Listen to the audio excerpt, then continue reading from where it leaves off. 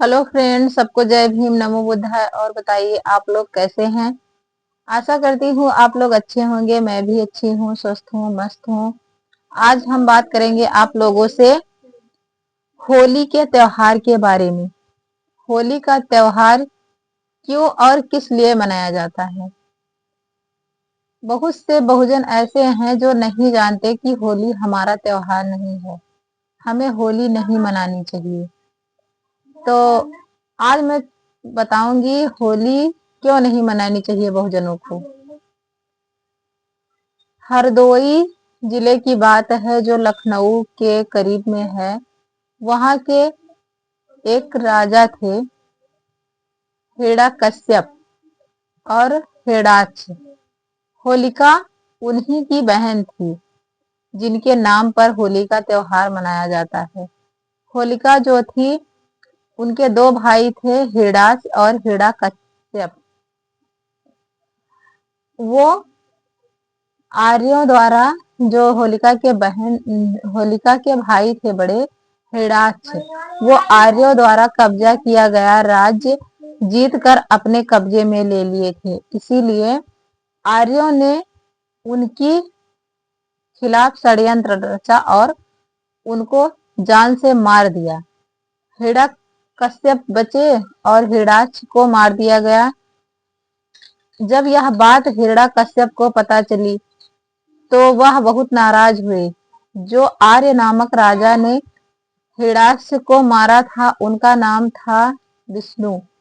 इसलिए हिरण्यकश्यप राजा ने विष्णु की पूजा पर पाबंदी लगा दी कि अब उनके नाम की पूजा हमारे घर में नहीं होगी। लेकिन जो आर्य थे वो अन्य तरह से घर में, मतलब कई प्रकार से घर में फूट डलवाना चाहते थे। तो उन्होंने प्रहलाद, जो कि हिरण्यकश्यप का पुत्र था, प्रहलाद को अपने मंडली में शामिल कर लिया। उन्होंने उनको अपनी मंडली में शामिल करने के लिए नारद नाम के एक आर्य को भेजा, जो घर में फूट डलवा दिया। विवाद आपसी कहते हैं, चुगलखोर जिसे। तो वो चुगलखोर आके उनके घर में फूट डलवा दिया और प्रहलाद को अपने संगत में मिला ले गया। प्रहलाद जो थे वह बुरी संगति का शिकार हो गए, जैसे नशा करना, गांजा, भांग, चरस, दारू, ये सब उनके लिए आम बात हो गई। वह उन्हीं के साथ दिन भर घूमते, आवारागर्दी करते और अपने घर आते तो सबसे लड़ाई झगड़ा मारपीट तक करने को तैयार थे। जब यह बात राजा हिरण्यकश्यप को पता चली तो वह बहुत नाराज हुए और उन्होंने प्रहलाद को सुधारने के लिए बहुत प्रयत्न किया, लेकिन सारी कोशिश नाकाम गई। अगर जब प्रहलाद ना सुधरे तो हिरण्यकश्यप ने उनको नाराज होकर अपने राज्य से बेदखल कर दिया और घर से, महल से बाहर निकाल दिया। महल से जब बाहर निकाल दिया गया तो वह उन्हीं लोगों के साथ नशे में धुत इधर उधर घूमता रहता। उन्हीं की मंडलियों के साथ आवारा गर्द, जो उनके दोस्त थे, उन्हीं के साथ इधर उधर घूमता रहता था। और इधर होलिका, जो हिरण्यकश्यप की बहन थी, उनकी शादी तय हो गई थी। तो जिस दिन उनकी शादी थी उसके एक दिन पहले पूर्णिमा पड़ती है, अमावस की। क्या हुआ। होलिका, जो उनकी बहन थी, उनकी शादी तय हो गई थी। तो वह अपने भतीजे से मिलने के लिए वह जाना चाहती थी। तो खाना वगैरह चुपके से, इससे पहले हम बताना भूल गए थे कि वो जो प्रहलाद थे उनकी बुआ थी, तो अपने भतीजे को वह खाना खिलाने हमेशा आया जाया करती थी। उनसे छुप छुप के, राजा की चोरी से उनसे छुप छुप के मिलती रहती थी और वह हिरण्यकश्यप को खाना ले जाकर देती थी। तो उन्होंने सोचा हमारी शादी तय हो गई है, अब हम तो ससुराल चले जाएंगे, इससे पहले क्यों ना प्रहलाद से मिल लिया जाए। तो वह रोज की तरह फिर खाना लेकर प्रहलाद से मिलने गई।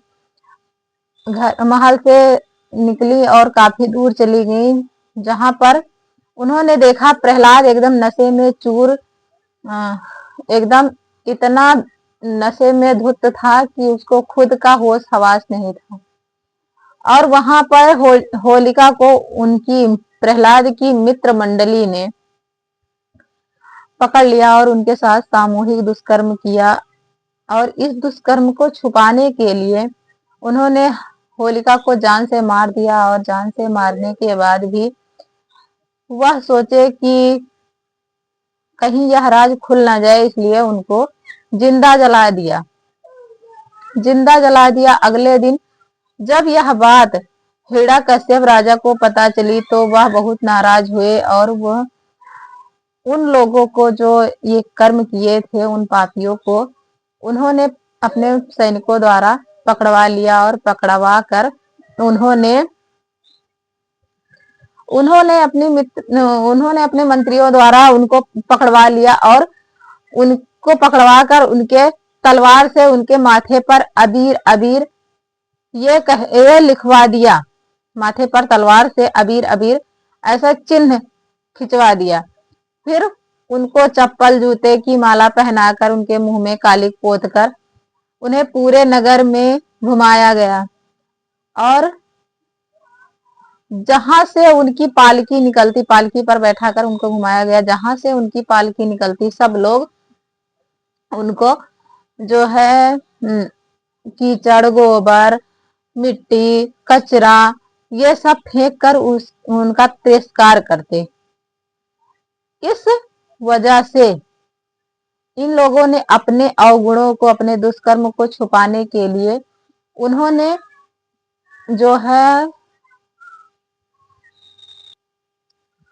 उन्होंने अपने अवगुण को छुपाने के लिए कि हमने यह दुष्कर्म किया था, इससे एक पर्व का नाम दे दिया जिसे हम होली कहते हैं। होलिका हमारे ही बहुजनों की एक बहन थी जिसको जिंदा जला उनके साथ दुष्कर्म करके और उनको जिंदा जलाने के बाद बड़ी धूमधाम से सब लोग होली मनाते हैं। इधर हमारी बहन का दुष्कर्म हुआ, उसे जिंदा जला दिया। अगले दिन धूमधाम से रंग अबीर लगाकर सब लोग खुशियां मनाते हैं, होली खेलते हैं। बताइए इस जगह पे अगर हमारी आपकी बहन के साथ आज के युग में कार्य हो जाए तो हम लोगों को कितना बुरा लगेगा। उसी प्रकार वो भूली हुई पीढ़ी याद कीजिए, क्या हमारी बातों में जरा सी भी सच्चाई लग रही है? सोचिए, जो अगले दिन नशे में धुत होकर सब लोग शराब पीते हैं और कीचड़, गोबर, मिट्टी में लोट पोट कर होली मनाते हैं, क्या यह त्योहार हम बहुजनों का है? हमें यह त्योहार भूलकर भी नहीं मनाना चाहिए, बल्कि हमें शोक मनाना चाहिए कि होलिका हमारी बहन थी। अगर हमारे बहुजन को जरा सी भी यह बात अच्छी लगी हो तो वीडियो को लाइक करिए, चैनल को सब्सक्राइब करिए और हमारा सपोर्ट करिए। हमको यह बात नहीं पता थी, बचपन से हम भी होली मनाते थे। हमारे पिताजी जो थे उनको शायद थोड़ा बहुत कुछ पता था इस बारे में, वो मना करते थे कि बच्चों होली मत मनाओ, होली हमारा त्योहार नहीं है। लेकिन हम बच्चे थे, नादान थे, ना समझ थे, सब मनाते हैं होली, सब रंग अबीर खेलते हैं। पिताजी क्यों मना करते हैं समझाते थे, लेकिन उनकी बातें हमें समझ में नहीं आती थी। आज हमको खुद एहसास हुआ कि जो है वह क्यों मना करते थे। जब बड़ी हुई हूँ तब मुझे ज्यादा समझ में आ रहा उनकी बातें। तो हम बड़े लोगों को तो नहीं सुधार सकते, जो सदियों से मनाते चले आए हैं उनको समझाना थोड़ा मुश्किल है, लेकिन हम अपने छोटे बच्चों को तो समझा सकते हैं कि होली मत मनाइए। आगे हो सकता है कि धीरे धीरे इसमें सुधार आ जाए। अगर बच्चे समझ जाएंगे, नहीं मनाएंगे, तो उनकी आने वाली पीढ़ी धीरे धीरे जो है बदल जाएगी और होली त्योहार नहीं मनाया जाएगा। सबको जय भीम, नमो बुद्धाय। आगे फिर मिलेंगे अगले ब्लॉग में। जय